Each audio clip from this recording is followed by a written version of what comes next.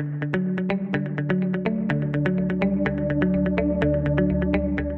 Money health show में मैं नेहा बजाज आप सभी का बहुत बहुत स्वागत करती हूँ। और आज के वीडियो में हमारे साथ जुड़ रहे हैं डॉक्टर मंजीत सैनी, जो कि एक न्यूरो साइकाट्रिस्ट है और डी एडिक्शन एक्सपर्ट हैं। पिछले 22 सालों का एक्सपीरियंस आज हमारे साथ वो शेयर करने वाले हैं हमारे अपने जी मनी हेल्थ शो में। और साथ साथ डायरेक्टर है Saini neuro psychiatry and de addiction hospital, जो कि मॉडल टाउन जालंधर पंजाब में है।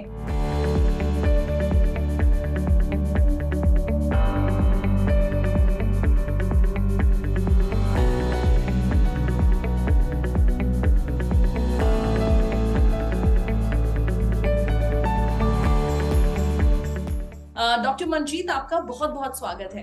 थैंक यू जी। बिल्कुल, it's our pleasure to have you as a guest here. Same है। एंड डॉक्टर मंजीत, ऐसा कहते हैं कि शरीर पे कोई भी जख्म है, फ्रैक्चर है, खून निकल रहा है तो हम तुरंत इलाज के लिए चले जाते हैं। बट कुछ ऐसी चीजें जो शायद हमारे अंदर है, हमारे मन में है, हमारा दिमाग परेशान है, दिल परेशान है, हमें समझ नहीं आ रहा है, उसके लिए हम कंसल्ट करने से पहले 10 बार हिचकिचाते हैं। आज मैं आपसे एक ऐसे डिसऑर्डर के बारे में बात करने वाली हूँ जो कहीं ना कहीं हमारे इंटरपर्सनल और इंट्रापर्सनल रिलेशंस को बहुत अफेक्ट करता है। वो है बाइपोलर डिसऑर्डर। तो फिलहाल सभी दर्शकों को सबसे पहले आप ये बताइए, बाइपोलर डिसऑर्डर बीपीडी क्या होता है?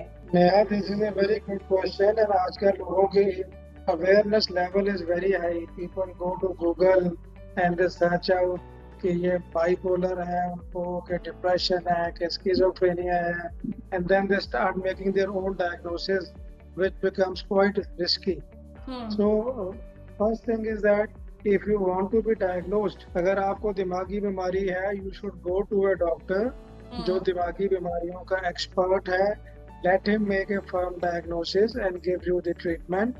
Don't try to make a diagnosis going through Google and then you start सोचें thinking कि यार ये मेडिसिन शायद अच्छी होगी और let me do counseling on myself. And these are very difficult situations, and it becomes difficult to even say convince the patient कि भाई तेरे को ये प्रॉब्लम है, you are not suffering from this. So to start with, जो bipolar disorder है, this cannot be diagnosed by any blood test. Somebody says कि मेरा blood test कर लो, मेरा X-ray कर लो, मेरा CT scan कर लो, मेरा MRI कर लो, कोई और टेस्ट कर लो और मेरा डायग्नोसिस कर दो. So bipolar disorder can only be diagnosed via symptoms. अच्छा, okay. So most of the time the family gives the symptoms because the patient may not be very well aware कि मेरे को ये symptom आते हैं, ऐसे आते हैं. Patient goes into a particular stage, remains into that stage. It is the family that actually suffers, understands, and they let you know कि these are the symptoms. So bipolar में क्या होता है? There are different types now. We classify bipolar into bipolar 1, bipolar 2. Bipolar means we understand bi means two. Polar means poles. So इस बीमारी के दो poles हैं. On one pole is depression and second pole is mania. Now depression and mania technically ये opposite हैं दोनों each other. Now what happens in depression is you become sad, you become very lethargy, then the sleep pattern is disturbed, you don't feel like going to your office, doing your routine activities, you don't feel like getting up from your bed, your appetite most of the time goes down, but at times yes, the appetite may be increased. You may start having suicidal thoughts, you may start feeling this life is worthless, hopeless. It is better to commit suicide than to be in this stage. Okay. So in general, you lack interest in everything and the world looks very gloomy to you. So this is one end of bipolar, what we call as the major depression. Okay. So here the patient is suffering from major symptoms of depression.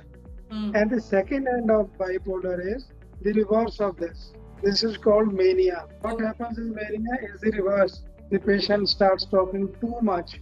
He jumps from one topic to the other. He starts feeling as if he's a very rich man, as if he has got some supernatural powers.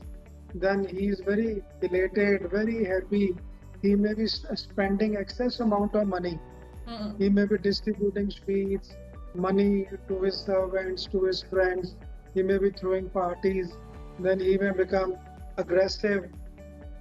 He feels that there is no need to take rest. The body is full of energy. Mania and depression are two opposite poles. One is the depression patient goes into the slow, retarded, gloomy phase. Mania goes into the hyper phase, elated phase, and is too much excited. Okay. And one, like it is bipolar 1 and bipolar 2. So, Dr. Manjeet, what are the causes of a bipolar disorder? मैं बोलूँगी एक emotionally mentally healthy इंसान को कैसे BPD आ जाता है? क्या ये हेरिडिटी होता है, चाइल्डहुड ट्रॉमा है, कैसे होता है ये? So we can count two important causes. One is the genetic cause.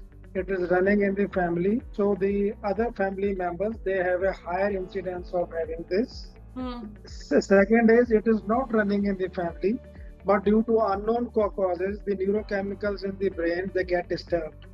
Because of the disturbance of the neurochemicals, the patient starts suffering from this bipolar disorder. Okay. And sir अगर हम bipolar disorder की बात करें तो आपके पास मैं बोलूंगी कितने परसेंटेज ऑफ द पेशेंट्स आते हैं जिन्हें बीपीडी होता है? अगर हम साइकेट्री के पेशेंट्स की बात करें सिर्फ, not the patients of addiction, psychiatric में साइकेट्री के patient I can say about 5 to 7-8% or 10% of the patients can be suffering from bipolar. Okay. Not I get. अच्छा सर, आजकल क्या है कि बिकॉज लोग कहीं ना कहीं इंटरनेट पे बहुत ज्यादा आने लग गए हैं, एक सेल्फ कंक्लूजन निकल रहा है एंड मूड स्विंग्स भी बहुत ज्यादा बढ़ गए हैं considering the amount of stress and lifestyle. So bipolar disorder में भी मूड स्विंग्स होते हैं और मूड स्विंग्स में तो डेफिनेटली मूड चेंजेस रहते ही रहते हैं. तो इन दोनों में आप डिफरेंशिएशन कैसे करेंगे? Yeah, this is very important and this can be done only by an expert psychiatrist, right? So इसमें क्या है कि patient can be suffering from major depression or he may be suffering from depression which is major in nature but it is a part of bipolar illness. So अगर तो patient को depression के साथ साथ maniac phases भी आता है और hypomaniac phases आते हैं, so that means he is diagnosed as bipolar. यहाँ पेशेंट को सिर्फ मेनियक फेज आते हैं. Again if he is suffering only from mania और there are phases of depression followed by mania और there are phases of depression followed by hypomania. Hypomania is the lower form of mania, so then it becomes a bipolar depression. अगर patient को सिर्फ ही depression के attacks आ रहे हैं, then it is not a bipolar disorder. अच्छा, okay. Sir, किसी व्यक्ति को अगर बाइपोलर डिसऑर्डर है तो क्या उसकी नॉर्मल लाइफ रूटीन एक सामान्य जीवन बिता सकता है? क्योंकि बाइपोलर है तो कहीं ना कहीं आसपास के लोगों पर भी बहुत प्रभाव पड़ता है. देखो, अगर तो पेशेंट डिप्रेशन के फेज में है या मेनिया के फेज में है या हाइपोमेनिया के फेज में है तो उस समय life is difficult to manage both for the patient and the family. Family के लिए अगर वो डिप्रेशन में गया तो इट बिकम्स वेरी डिफिकल्ट. सारा दिन उसको बोली जाओ भाई उठ, कपड़े चेंज कर ले, कुछ खा ले, कहीं बाहर निकल जा, अपने काम पे चले जा, हम साथ हैं, तो सारा दिन इसी में बीत जाता है.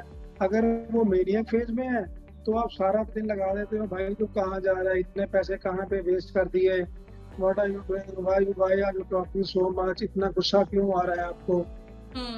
So this is a difficult phase, दोनों depression and mania for the patient and the family. Okay. But जो आजकल का treatment है, the treatment is very good. Once we give the medicine, the patient goes into the remission phase. अब important ये है कि remission phase में जाके वो दोबारा ना आए. And sir, अगर हम बाइपोलर के प्रिवेंशन और ट्रीटमेंट के बारे में बात करें तो क्या बाइपोलर इरिवर्सिबल है या इसका ट्रीटमेंट लाइफ लॉन्ग चलता है? कैसे प्रिवेंट किया जा सकता है? क्योंकि मैंने कहीं पढ़ा था सर कि बचपन से ही कहीं ना कहीं हमारी मेंटल वेलबींग की फाउंडेशन रखी जाती है. सो बच्चों को ऐसे डिसऑर्डर्स ना हो. आप अपना कुछ अगर हमें ओपिनियन देना चाहें तो. देखो, नॉर्मली ये यंग एडल्ट्स में स्टार्ट होता है लेकिन बच्चों में भी देखा जाता है, राइट? सो इसमें अगर हम सोचें कि भी इसके फैमिली मेंबर को बाइपोलर था या इसके भाई को बाइपोलर है, इसको ना हो, इसका ये टेस्ट करा लें या इसको मेडिसिन दे दें, that is not possible, right? कौन से पेशेंट ने कौन सी बीमारी में जाना है, again it is very very difficult to understand. But understand. once the patient goes into the bipolar phase, उसका वो फेज ठीक करके then we have the medicines कि ताकि उसको दोबारा ना हो, दोबारा he doesn't go into the depression or the manic phase. So for that we give the medicines. तो सर मेडिसिन लाइफ लॉन्ग चलती हैं, बीपीडी के पेशेंट को लेनी ही पड़ती है लाइफ लॉन्ग?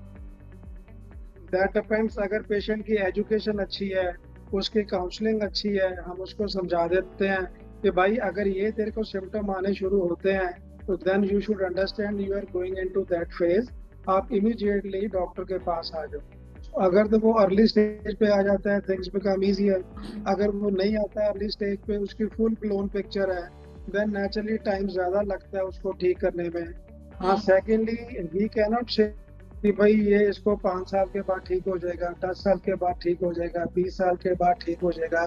बट अगर हमारी मेडिसिन उसकी रिमिशन को मेंटेन करती है, then it is very good that maybe after that the patient does not suffer from a bipolar disorder.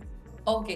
तो डॉक्टर मंजीत ने हमें कई सारी चीजें बताई अबाउट बाइपोलर डिसऑर्डर, और सबसे इंपॉर्टेंट चीज जो आज हमारे इंटरव्यू में हमने ये समझी है कि हेजिटेट नहीं करना है। कोई भी ऐसे सिम्टम्स जो आपको लग रहे हैं, आपको एक साइकाइट्रिस्ट को दिखाना ही दिखाना है। और on that note, doctor Manjeet Saini, आपने अपने बिजी स्केड्यूल से जी मनी हेल्थ शो के लिए अपना वक्त निकाला। Thank you so very much.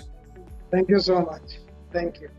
तो ये थे डॉक्टर मंजीत सैनी। और जैसे हम बोलते हैं कि जो बाहर जख्म है उन पे तो हम मरहम पट्टी कर लेते हैं, लेकिन अंदर के कुछ इमोशंस, हमारी फीलिंग्स जो कहीं ना कहीं एक नया मोड़ ले लेती है और हम खुद उसे हैंडल नहीं कर पाते, उसके लिए हमें डॉक्टर को दिखाना चाहिए। कंसल्टेशन में कोई बुराई नहीं है।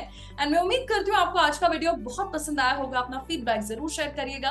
किसी और विषय पर अगर आप चर्चा देखना चाहते हैं वो भी हमें बताइएगा। ऑन दैट नोट, मैं नेहा बजाज अब आपसे लेती हुई इजाजत। मिलेंगे जी मनी हेल्थ शो के एक नए वीडियो में with new super specialist, new medical expert. Till then keep watching Zee money health show. अच्छी सेहत हमारा वादा।